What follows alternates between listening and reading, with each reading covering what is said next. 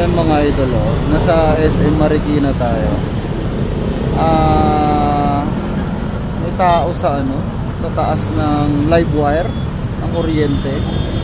Ayan oh, kagabi pa raw to eh. Kaya walang kuryente rito sa Marikina, sa ibang area.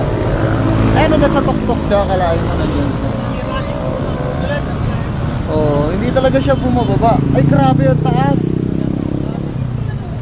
Ayan oh. Ay, napadaan lang kami, nagmamadali kasi ako. Pasok din ako. Ayan. Nasa tuktok ang taas niyan. Siguro nasa third floor ng building. Ayan. Ay grabe. Ay hindi na ako tatagal at may mga pasok pa rin kami. Ayan lang. Hintayin na lang natin yung balita, unang update. Grabe. Ayan, sigurado nasa balita yan. Ayan o, SM Marikina. Nasa tapat lang ng SM Marikina.